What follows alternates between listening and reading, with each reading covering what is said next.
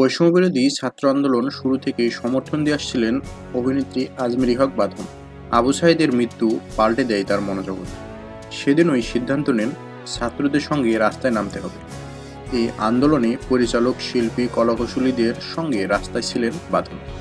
কখনো ফার্মগেট, কখনো শাহবাগ, কখনো শহীদ মিনারে ছাত্র জনতার সঙ্গে মিছিলে মিছিলে দেখা গেছে তাকে। অবশ্য এই কারণে সামাজিক যোগাযোগ মাধ্যমে বিদ্রূপের শিকার হতে হয়েছেন, এমনকি হত্যার হুমকি পর্যন্ত পেয়েছেন এই অভিনেত্রী।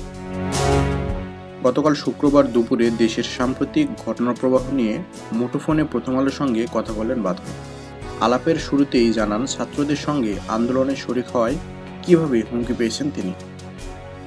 বাঁধন বলেন, আমি যেদিন থেকে ছাত্রদের যৌক্তিক আন্দোলনে মাঠে নামি ওই দিন থেকেই আমার ফোনে খুদে বার্তা, ফেসবুকে মেরে ফেলার হুমকি দিয়ে আসছিল, অ্যাসিডও মারতে চেয়েছে। আমি ভয় পাইনি, কারণ একসঙ্গে আন্দোলনের দিনগুলোতে ছাত্রদের চোখে মুখে যে আগুন দেখেছি, আমি নিজেই তাদের কাছ থেকে সাহস সঞ্চয় করেছি।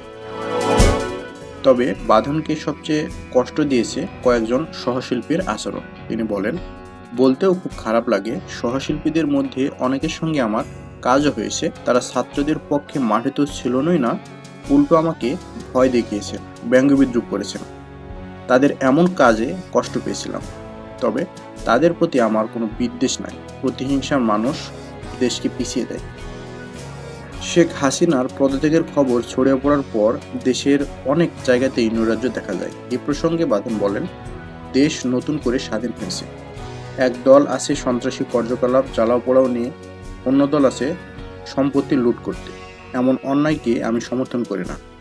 এখন ছাত্ররা যে পথ দেখালো আমাদের, সে পথ ধরে দেশ গড়ায় ফিরতে হবে সবাইকে, এবং ধ্বংসাত্মক কার্যকলাপ বন্ধ করুন।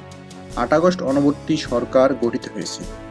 নতুন দেশে নতুন সরকারের কাছে অনেক প্রত্যাশা বাঁধনের। তার ভাষ্যে আমি খুবই আশাবাদী। বিশ্বাস করেছি ছাত্রদের রূপরেখার উপর। তবে আমি একজন বাঁধন হিসেবে কি চাই? আমি চাই নারীবান্ধব, বৈষম্যমুক্ত গণতান্ত্রিক বাংলাদেশ, যেখানে কোনো ধরনের দুর্নীতি থাকবে না, সুশাসন থাকবে, স্বাধীনতা, কথা বলার অধিকার থাকবে। সেটাই সবচেয়ে গুরুত্বপূর্ণ। পরিবর্তনের ডাক দিয়ে অভিনেত্রী আরও বলেন, সুন্দর বাংলাদেশ গড়তে আইনের অনেক কিছুরই পরিবর্তন করতে হবে। তাই সরকারের উপদেষ্টা পরিষদ কতটুকু পারবে জানি না।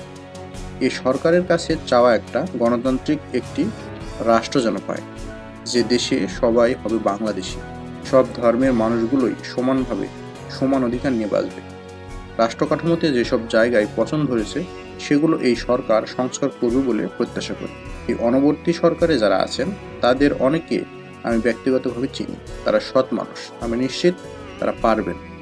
আরও আশাবাদী আমাদের দুজন ছাত্র এই উপদেষ্টা মণ্ডলীতে রয়েছে। আলাপে আলাপে বাঁধন জানালেন, গত কিছুদিন আন্দোলনে সম্পৃক্ত ছিলেন। সামাজিক যোগাযোগ মাধ্যমেও তার সক্রিয় উপস্থিতি লক্ষ্য করা গেছে। সব মিলিয়ে তিনি ক্লান্ত, নতুন সময়ে নতুন করে কাজের প্রস্তুতি নিচ্ছেন।